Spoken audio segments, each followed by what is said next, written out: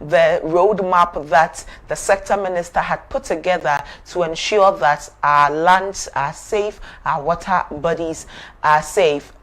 With Joseph Yamin's comments, how is the ministry receiving it? Well, first of all, it's important for us to understand those that he was making reference to. Okay. I think that is what was the debate.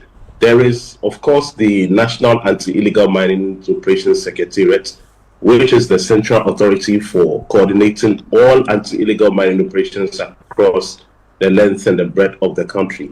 The Secretariat, NAIMOS, is not the outfit that Mr. Joseph Yamin was referring to. And that is why I've had cause to say on a sister platform, I had cause to say over the weekend that given the fact that these allegations were not leveled against the authorized body, then really there's no cause for alarm.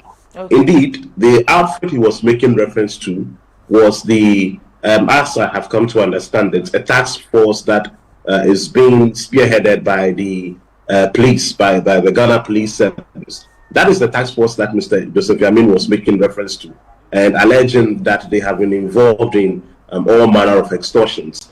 Again, that was not slapped against the integrity of NAIMOS. And so for the fact that you have your central body that coordinates all anti-illegal mining operations, which even has representation from the police, for the fact that you have that outfit not being mentioned, really, there's no cause for alarm. It means that there are no issues of compromise and integrity, and therefore work continues for NAIMOS unabated. Indeed, it is only on Friday that they worked in conjunction with the Insima East Blue Water Guards. They made some relevant inroads, seized about 50 champagne machines, and did a couple of other things. This week, they are still going on with the rest of their operations. And so for the fact that they are working assiduously around the clock, there's not been any reason to question their integrity. We do not have any fears at the ministry whatsoever.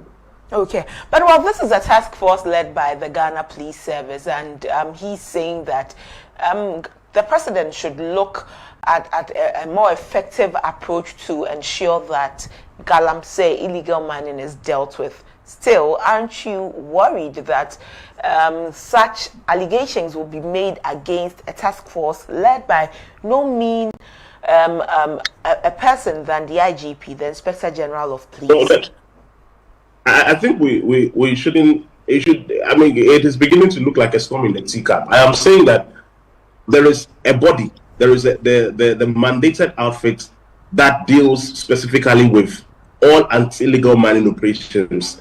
Indeed, maybe I should run you through the structure of NAIMOS. So NAIMOS, first off, is a conceptualization of the Ministry of Lands and Natural Resources. Therefore, it is headed by the sector minister, the Honorable Emmanuel Amakofi-Boa. Now, it also has representation from the Ministry of Defense. Indeed, the Ministry of Defense is a key outfit that aligns with NAIMOS.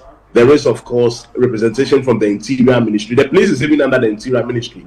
Indeed, the Ghana Armed Forces, the Ghana Police Service, the BNI, the National Security, and every other state agency, the Ministry of, Security Agency, the Ministry of Local Government, all of them, all the relevant state actors come together to form NAIMOS. So that is the unified and harmonized body that fights illegal mining operations across the country. It has the executive blessings of the president. That is what cabinet itself recognizes. So I am saying, if now there is a news item that indicates that there is an outfit leading extortionist move, as much as it may be weighty, it doesn't come as a major concern because, again, it is not NAIMOS. It is not NAIMOS that is being accused of any wrongdoing. If this accusation were leveled against NAIMOS, then we can begin to feel agitated because then the authorized body is now in the wells and in the pits of compromise. But as we speak, nobody has raised any allegation of such a nature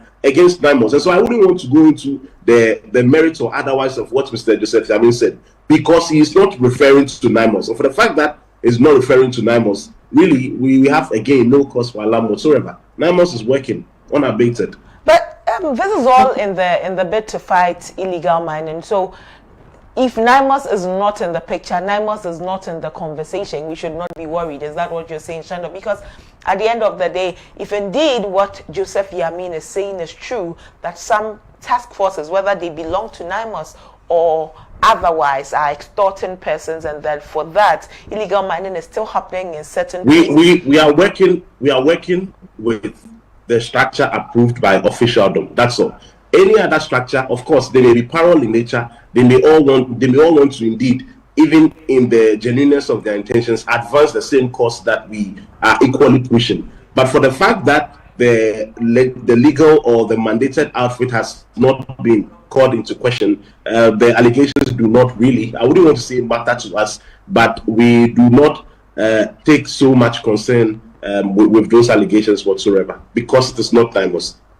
Well, but there are questions, Shandov, that if a state of emergency had been declared, we wouldn't be having conversations such as these. And so if this is still happening, if illegal mining is still happening in any place, and then any allegation is being made, it would mean that government ought to look within again and see where there are certain holes so that it can plug it. We understand, like you said, NAIMOS has been able to seize some number of changfangs and other mining equipment, but maybe this is time to look at it some more and see that there may be certain holes that are still leaking.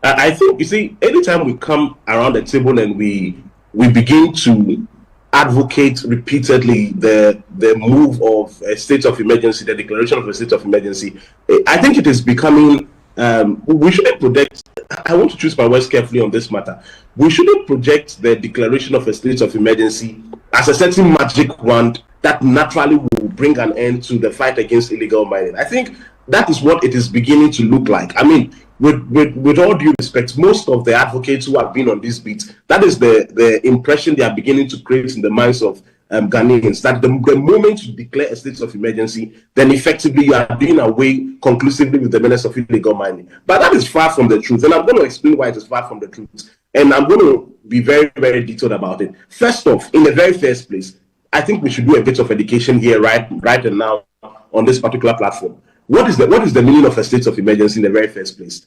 What is even the essence of a state of emergency? I mean, the import. If you say you are declaring a state of emergency now, materially, momentarily, what does it entail?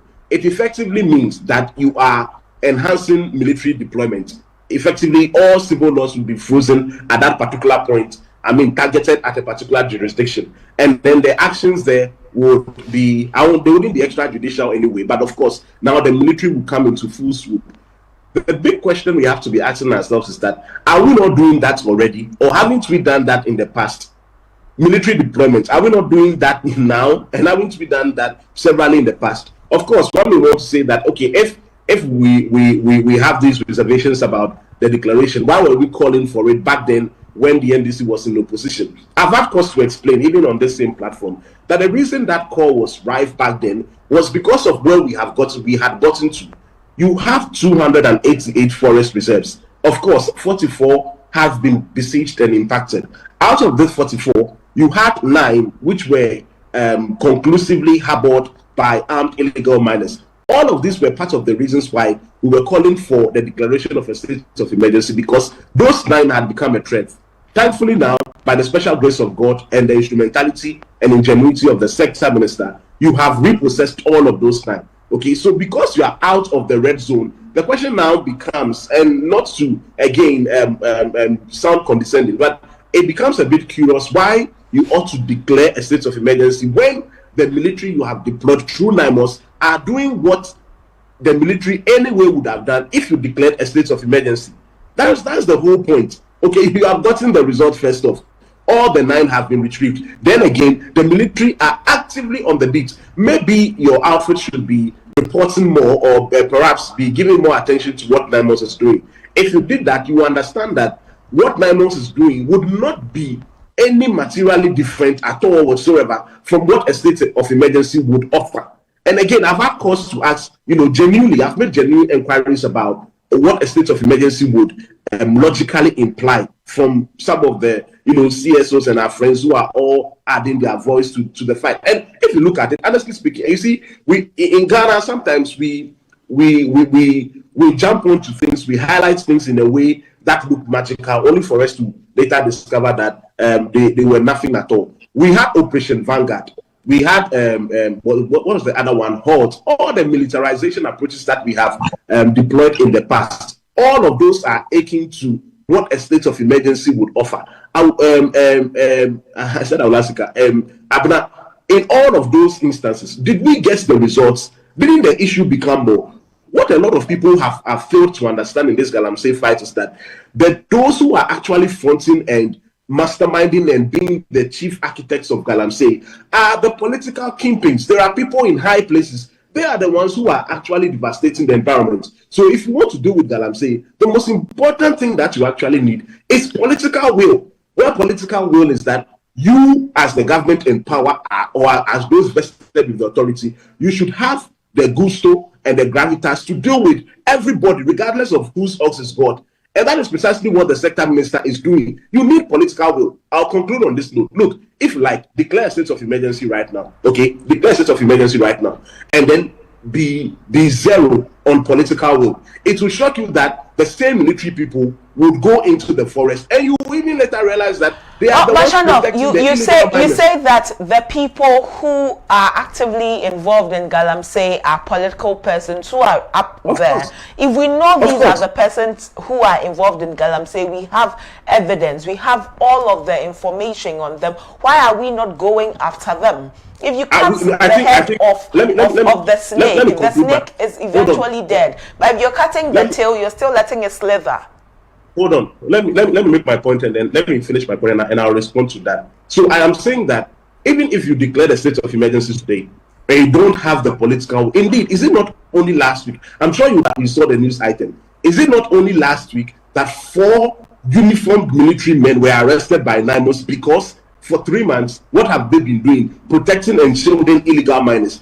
These are supposed to be military men. And if you are declaring a state of emergency, it is the same military force that they are going to deploy. Now we are even getting to know that some of them are compromised. So you see the conversation about political will and how it is so intermingled with all of this. Now you asked the question about why we are not chasing after the political actors, if indeed we concede that they are the frontline architects. So the truth of the matter is that, for example, as we speak, the same Joseph Yamin, who is accusing some other task forces of extortion, is currently a subject of interest and probing and interrogation by IOCO and the Office of the Attorney General, together with the 3rd National Vice Chairman of the National Democratic Congress. Don't forget that these are core and key essential members of the ruling party.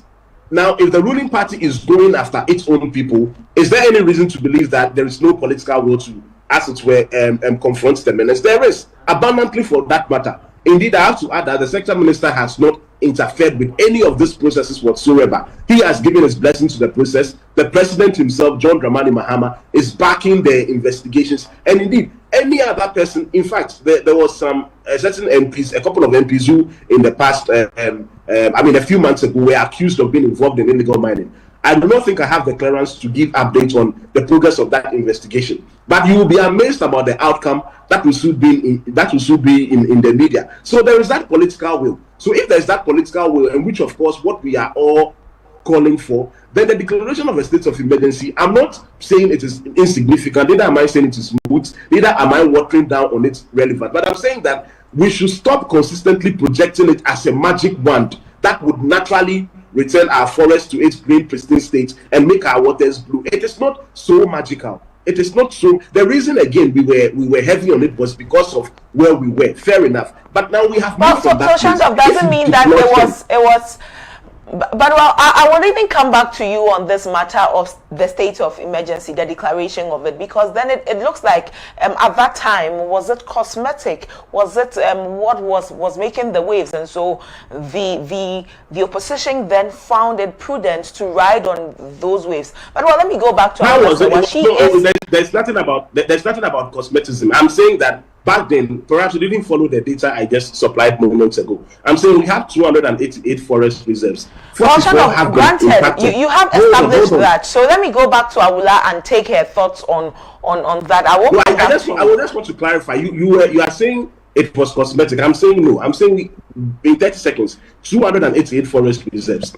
nine had been 44 had been impacted. Out of that 44, you had 9 that had become serious threat areas. That is why we were calling for a declaration of a state of emergency, which of course was going to be targeted. We come into office, then within a period of 6 months, we have repossessed those 9 that initially were threat areas, and that is how come we are making the state of emergency a secondary consideration, especially because we have military men already on the grounds, and if they are compromised, your state of emergency will be much ado about nothing. I am not, look, I'm saying it on authority, and I'm saying it for the records. It's not as if I don't really believe in the declaration of a state of emergency, but based on the fact, and for the records, I mean, based on the fact that we have even seen military people being compromised, we should, I'm saying we should be careful. We should be careful not to present the state of emergency as a certain magic wand which will naturally transform, the situation we have.